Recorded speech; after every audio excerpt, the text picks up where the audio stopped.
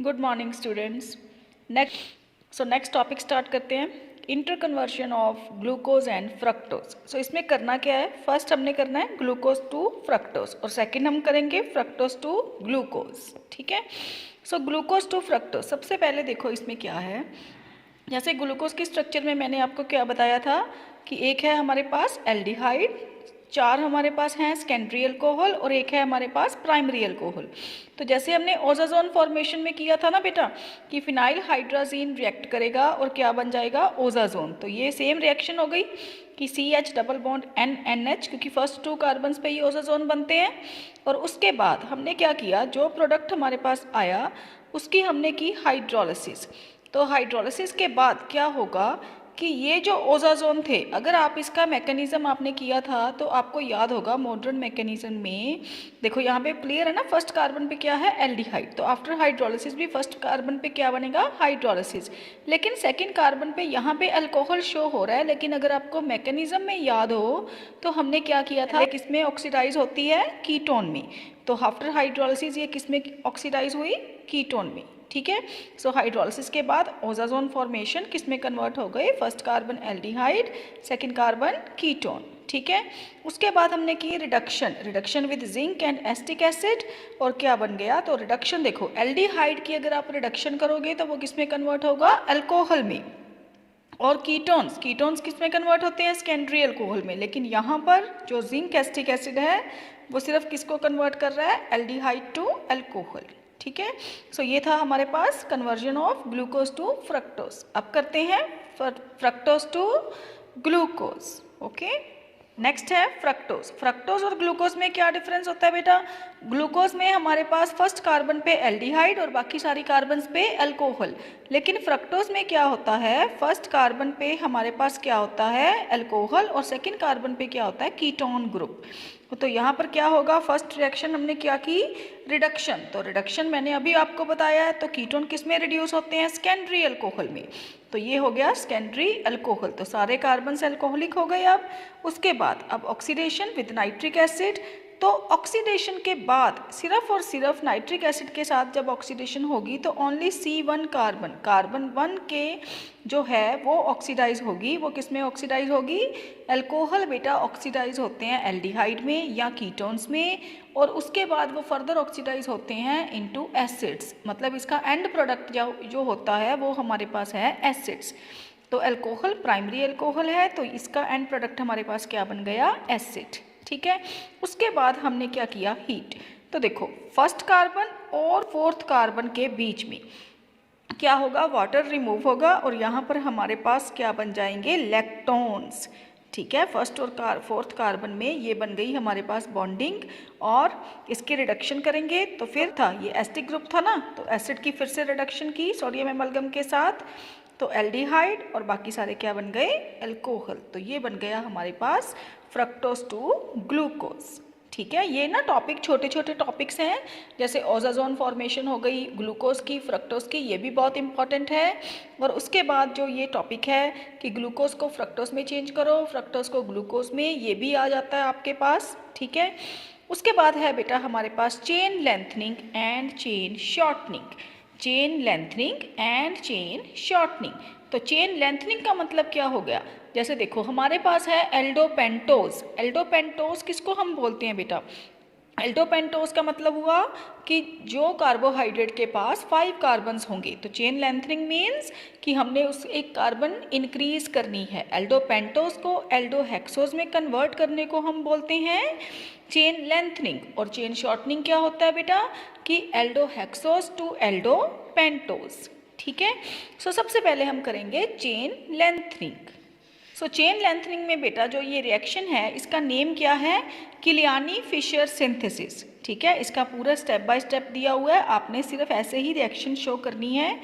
ठीक है। First step में हमारे पास क्या होता है, जैसे हमने एल्डोपेंटोज लिया।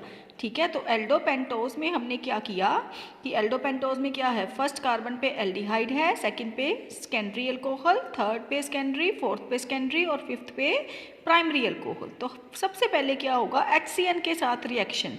तो आपको याद है कि अगर आपने सेकेंड ईयर में पढ़ा होगा कि जो एल्डिहाइड कार्बन होती हैं, जैसे C डबल बॉन्ड O, ठीक है। ये वाला जो ग्रुप है ये अगर HCN के साथ रिएक्ट करता है तो क्या बनता है, सायानाइड जो है ना बेटा, एक चीज़ यहाँ पर नोट करो, जो सायानाइड हैं वो हमेशा चेन को इंक्रीज़, मतलब चेन की लेंथ को इंक्रीज़ करने के लिए यूज़ किए जाते हैं ये जो रिएजेंट है HCN, ठीक है।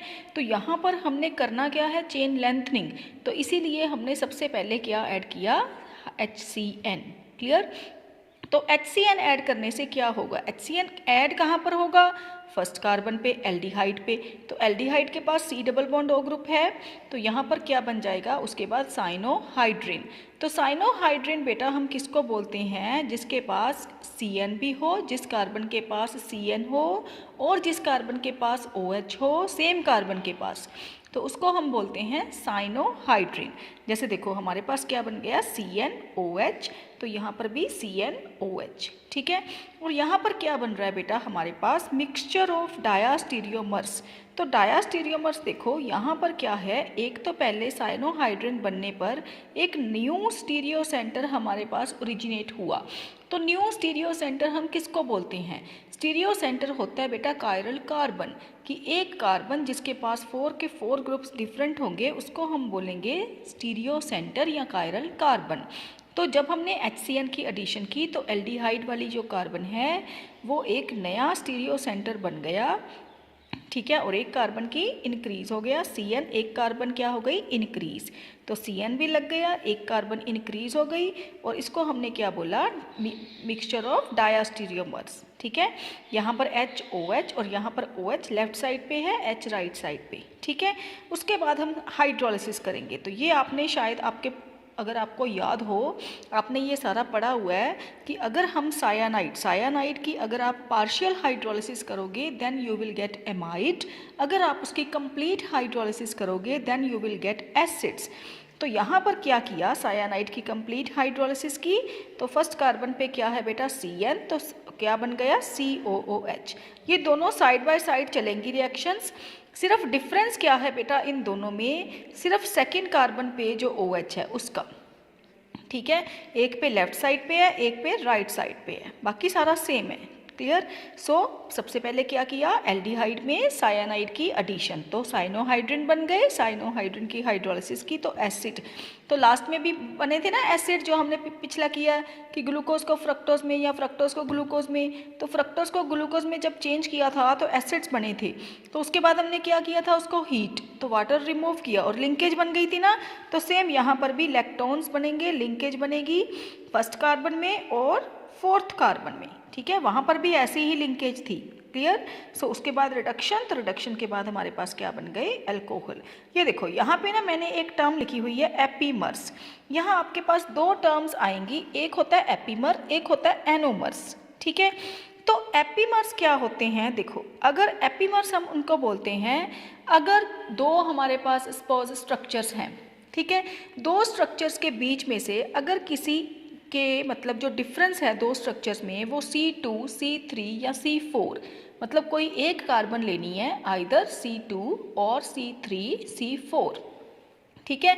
जैसे यहाँ पर देखो कि ये दोनों स्ट्रक्चर सेम है, सिर्फ डिफरेंस क्या है इनमें, C2 कार्बन का कि यहाँ पर OH लेफ्ट साइड पे है, यहाँ पर राइट साइड पे, ठीक है। तो इसका मतलब क्या हुआ, ये दोनों को क्या हम बोलते हैं, एपीमर्स। अगर C3 पे हो फिर भी वो क्या होगा, एपीमर्स, अगर C4 पे हो तो उसको हम बोलेंगे C4 एपीमर्स, ये दोनों क्या है, C2 एपीमर्स, ऐसे। और अगर हमारे पास C1 पे अरेंजमेंट का डिफरेंस हो तो उसको हम क्या बोलते हैं, एनोमर्स, ठीक है। तो ये मैं आगे जाके आपको करवाऊंगी, एनोमर्स वाला आएगा, ठीक है। तो वहाँ पर ये जो डिफरेंस है ये काफ़ी इंपॉर्टेंट है, difference between epimers and anomers. Clear. So ये थी बेटा हमारे पास किलियानी फिशर सिंथेसिस। तो फर्स्ट स्टेप में हमने क्या किया था, HCN की एडिशन, सेकंड में हाइड्रोलिसिस, थर्ड में हीट किया तो वो लैक्टोन्स बन गए, और उसके बाद फोर्थ में क्या किया, रिडक्शन, ठीक है। सो ऐसे लर्न करना है आपने सारा। क्लियर। उसके बाद है बेटा हमारे पास चेन शॉर्टनिंग। सो चेन शॉर्टनिंग में हमारे पास, चेन शॉर्टनिंग का मतलब क्या हुआ, एल्डोहेक्सोज को हमने किस में कन्वर्ट करना है, एल्डो पेंटोज में, ठीक है। तो हेक्सोस को पेंटोस में कन्वर्ट कैसे करेंगे? सबसे पहला मेथड है रूफ डिग्रेडेशन, एक है हमारे पास वोहल डिग्रेडेशन।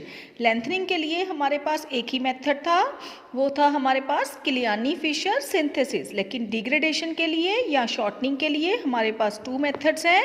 कौन कौन से मेथड हैं बेटा? फर्स्ट है Ruff degradation and second one is Wohl degradation. तो रूफ डिग्रेडेशन में सबसे पहले है हमारे पास, हम लेंगे पहले एल्डोहेक्सोस। तो एल्डोहेक्सोस को हमने ब्रोमीन वाटर के साथ ट्रीट किया तो aldehyde carbon converted into acid, और उसके बाद अगर हम ट्रीट करेंगे इसको कैल्शियम कार्बोनेट के साथ, इसको सॉल्ट में कन्वर्ट करवाना है तो कैल्शियम सॉल्ट। तो कैल्शियम का सॉल्ट कैसे बनेगा? कैल्शियम की वैलेंसी कितनी है? 2 पॉजिटिव, और COOH क्या है? H रिमूव हो जाएगा तो COO नेगेटिव। तो COO नेगेटिव कैल्शियम, या ये जो डाला हुआ है ना ये देखो 2, तो इस 2 का मतलब क्या है? क्योंकि कैल्शियम की वैलेंसी क्या है? 2 पॉजिटिव, तो उसकी वैलेंसी को बैलेंस करने के लिए ये 2 लगाया हुआ है।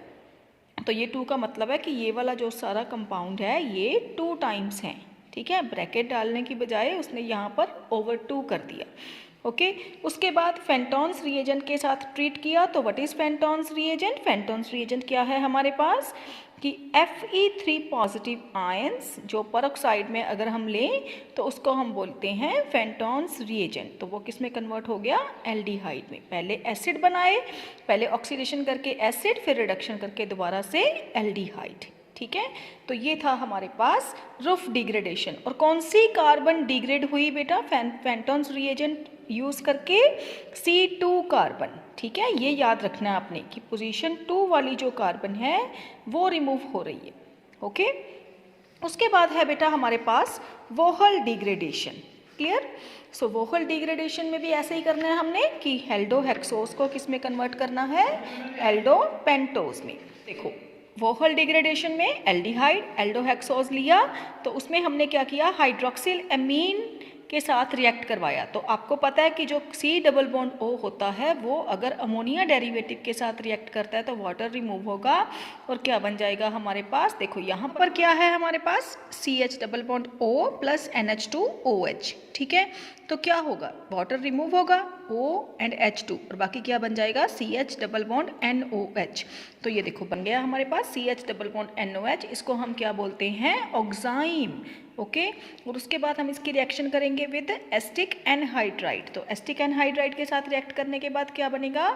जितने भी OH ग्रुप्स हैं ये सारे क्या हो जाएंगे? इसकी सारे की क्या होगी? एसिटाइलेशन। जितने भी सेकेंडरी OH ग्रुप्स हैं, ठीक है। तो ये देखो सारे के सारे OH ग्रुप किस में कन्वर्ट हो गए? COOCH3, clear. तो व्हाट अबाउट जो ऑक्साइम बना हुआ है फर्स्ट कार्बन पे वो कन्वर्ट होगा इनटू नाइट्राइल, मतलब सायानाइड में CN, ठीक है। उसके बाद हमने इसको ट्रीट किया टॉलरेंस रिएजेंट के साथ। तो टॉलरेंस रिएजेंट क्या होता है बेटा हमारे पास? Ammoniacal silver nitrate solution. तो क्या डाला इसमें? सिल्वर नाइट्रेट, अमोनियम हाइड्रोक्साइड, इन दोनों के मिक्सचर को हम क्या बोलते हैं? Tollens reagent. तो क्या होगा? डिग्रेडेशन होगी, तो डिग्रेड होके वो क्या बन जाएगा? एल्डोपेंटोज में, ठीक है। So this is all about the Ruff degradation and Wohl degradation. तो हमने कौन कौन से टॉपिक किए? एक किया हमने ग्लूकोज को फ्रक्टोज में चेंज, दूसरा फ्रक्टोज को ग्लूकोज में, फिर मैंने आपको करवाया chain lengthening and chain shortening. तो शॉर्टनिंग में हमने 2 मेथड किए, one is Ruff degradation, second is Wohl degradation. तो बेटा इतना सारा आप ये वाली जो वीडियो है इसको अच्छे से देखो। अगर किसी को भी कोई प्रॉब्लम होगी तो मुझे व्हाट्सएप ग्रुप में बताओ, ठीक है। अदरवाइज हम नेक्स्ट टॉपिक स्टार्ट करेंगे इसका, okay. Thank you so much.